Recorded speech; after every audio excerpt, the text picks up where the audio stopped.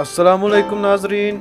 नए आने वाले दोस्तों से गुजारिश है कि हमारे चैनल को सब्सक्राइब करके बेल आइकन के बटन पर ज़रूर क्लिक कीजिए ताकि हमारी हर नई आने वाली वीडियो आप तक बर वक्त पहुँच सके। शुक्रिया। रात को अहल के कमरे में लेटे हूरिया अपनी जिंदगी में आने वाले इस पड़ाव के बारे में सोच रही थी। कैसे एक दिन में इसकी जिंदगी बदल गई। सुबह तक वो अपने आप को इस दुनिया की बदकिस्मत लड़की समझ रही थी, वो लड़की जिसकी जिंदगी जहन्नम से भी बुरी होने वाली थी। और अब वो इस आलीशान घर में एक फौजी की बीवी, इसके बच्चे की माँ की हैसियत से मौजूद थी। सब कुछ इसे बहुत नाकाबिले यकीन लग रहा था। ऐसा तो कभी नहीं सुना था, ना देखा मैंने जैसा मेरे साथ हुआ। आज सुबह तक तो मैं बिल्कुल तन्हा, अकेली, और अब कुछ ही घंटों में इतने सारे रिश्तों में बंध गई हूँ। अगर इन्हें सच पता लग गया तो इन्होंने तो मेरी जान ही निकाल लेनी है। कहीं मुझे जासूस समझकर फांसी ही ना दे दे। या अल्लाह, यह सब क्या है? पहले थोड़ी मुश्किलात थी जिंदगी में, जो अब ये मुसीबत गले पड़ गई।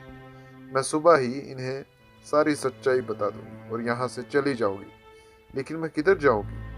बाहर चचा मुझे ढूंढ रहा होगा। अगर इन्होंने मुझे पकड़ लिया तो फिर तो मुझे कोई भी नहीं बचा सकता। हो सकता है वो मुझे किसी कोठे पर बेच दें। नहीं, मैं यहाँ से नहीं जा सकती। यहाँ कम से कम मेरी इज्जत तो महफूज है।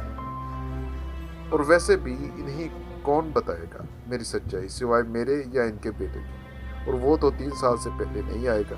तब तक तो मैं यहाँ रह सकती हूँ। हाँ, ये ठीक है। अब मेरे लिए सबसे महफूज जगह यही है। एक फौजी की बीवी पर कौन बुरी नजर डालेगी? बात की बात में देखी जाएगी। इसके आने से पहले ही मैं उधर से चली जाऊंगी। बच्चे के रोने की आवाज़ ने हुरिया को मुख्तलिफ सोचों से निकाला। दूध पिलाने के बाद हुरिया फीडर धोने के लिए उठी तो सामने दीवार पर लगी मेजर आहल की तस्वीर देखकर रुक गई। तस्वीर में मेजर आहल फौजी यूनिफॉर्म पहने, सर फख्र से उठाए, बहुत शानदार लग रहा था। बिल्कुल किसी खूबसूरत शहजादे की तरह, जिसकी आंखों में दुनिया को फतह करने का आज़म हो।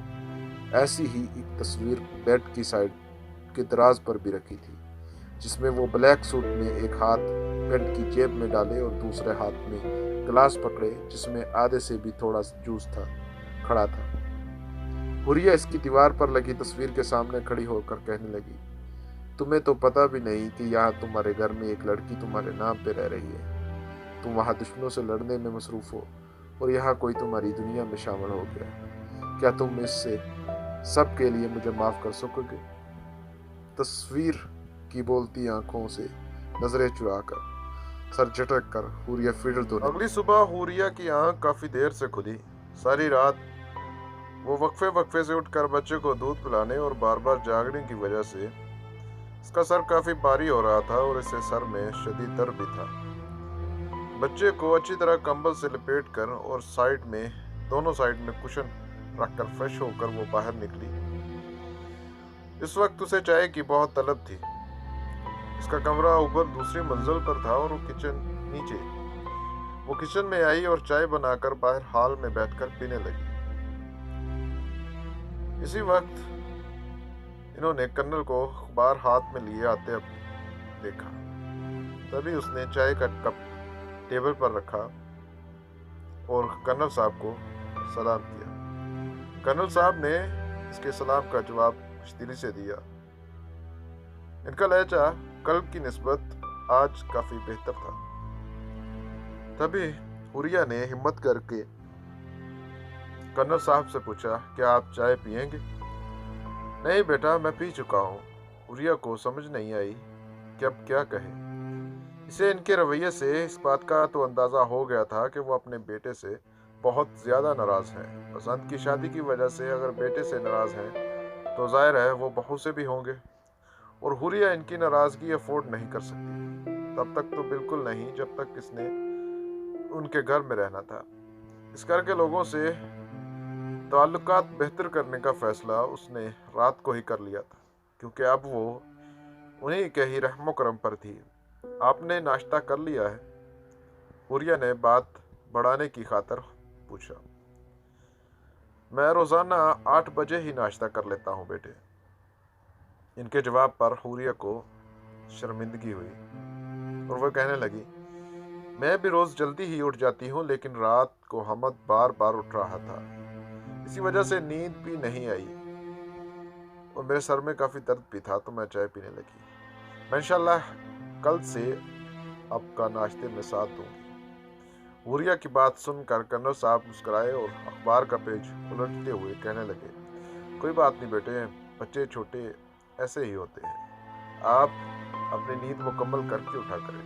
कर्नल साहब ने नहायत नरमी से कहा, लेकिन उनकी बात सुनकर हुरिया मुस्कुरा भी न सकी, क्योंकि उसकी नज़रें अखबार के दूसरे सफ़े पर लगी थी।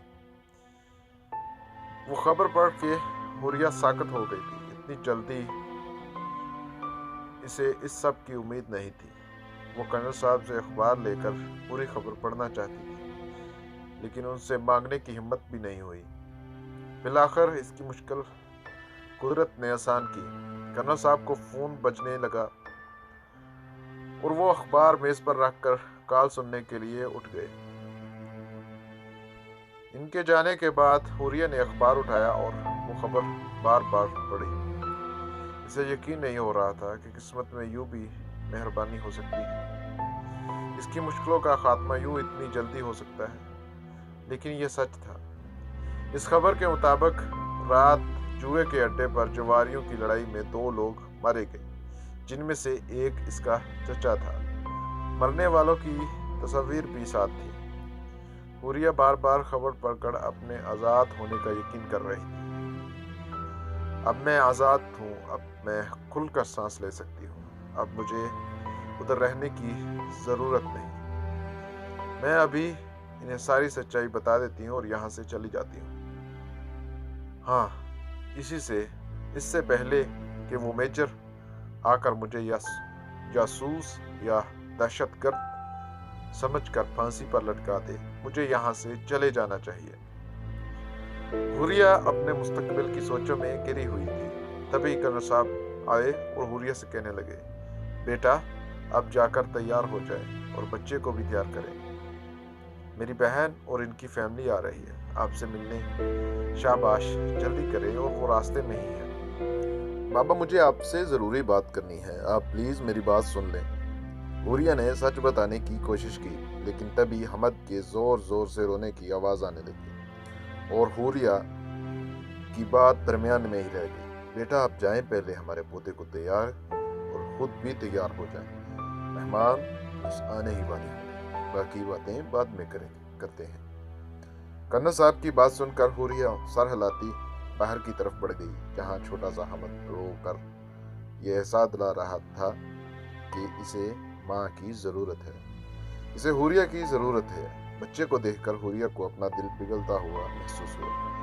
बच्चा था बहुत प्यारा, गोरा गोरा और नर्म मुलायम, लेकिन कदर एक कमजोर। एक दिन में ही हुरिया को इससे बहुत लगाव हो गया था, और लगाव से भी ज्यादा हमदर्दी। इससे ये बात बहुत चुभ रही थी कि इसका बाप ऐसे कैसे किसी और के भरोसे इतने छोटे बच्चे को छोड़कर जा सकता है। और अगर गेट पर हुरिया की बजाय कोई और औरत होती तो आज ये बच्चा किधर होता। यह सब सोचकर बच्चे के लिए इसकी हमदर्दी मजीद बढ़ रही थी। वो इसे बिल्कुल अपने जैसा लग रहा था, इस पूरी दुनिया में तन्हा, एकदम अकेला। आ जाओ बेटा, मैं आपको तैयार कर दूं, फिर तो मैंने चले जाना है, पता नहीं फिर आपको कौन संभालेगा। खैर आप फिक्र न करना, मैं हमेशा आपके लिए दुआ करूंगी, ढेर सारी दुआ, और फिर आपके साथ सब अच्छा होगा। मैं आपको कभी नहीं भूलूंगी। पर क्या आप भी मुझे याद करोगे? अपने सवाल पर हुरिया खुद ही हंस दी। मैं भी कितनी पागल हूं ना, आप मुझे कैसे याद करोगे? आप तो इतने छोटे से हो और शायद अभी तक तो आप मुझे ठीक से देख भी नहीं सकते। लेकिन कोई बात नहीं, मैं तो देख सकती हूँ ना, आपको मैं याद करती रहूंगी। हुरिया बातें करने के साथ साथ बच्चे को तैयार भी कर रही थी, और वो बच्चा आंखें खोले हुरिया को देख रहा था। ارے آپ تو تیار ہو کر اتنے پیارے لگ رہے ہیں، چلو آپ کی پکس بناتے ہیں اور ہم دونوں اپنی سیلفی بھی لیں گے۔ ہماری آخری سیلفی نہیں، یہ کچھ ٹھیک نہیں ساؤنڈ کر رہا۔ منہ کھولو منہ کھولو۔ ہماری الوداعی سیلفی اب ٹھیک ہے نا؟ حوریہ نے اپنی اور بچے کی ڈھیروں تصویریں بنائیں اور وہ بار بار بچے کو پیار بھی کر رہی تھی اور پکس بھی بنا رہی تھی۔ اس نے زندگی میں پہلی بار اتنے چھوٹے سے بچے کے ساتھ اتنا وقت گزارا تھا۔ اس کے خود کے تو کوئی بہن بھائی تھے نہیں اور نہ ہی رشتہ داروں کی طرف زیادہ آنا جانا تھا، تو ایسے میں کبھی اتنے چھوٹے بچے کو گود میں لینے کا اتفاق ہوا ہی نہیں۔ اور اس بچے کی ہر حرکت اسے دل کے بہت قریب محسوس ہو رہی تھی۔ یہ احساس اس کے لیے بالکل نیا تھا اور بہت بھلا بھی تھا، لیکن اب جدائی کا وقت بھی بہت جلد آ گیا تھا۔ حوریہ کو ہمیشہ سے لگتا تھا کہ اس کی قسمت میں خوشیوں کے لمحات بہت کم مدت کے لیے آتے ہیں۔ کیا سچ میں ایسا تھا؟ یہ تو وقت نے بتانا تھا۔ جی ہاں دوستو، آج کے لیے صرف اتنا ہی۔ جلد حاضر ہوں گے اسی کہانی کی دوسری قسط کے ساتھ۔ تب تک کے لیے اللہ حافظ۔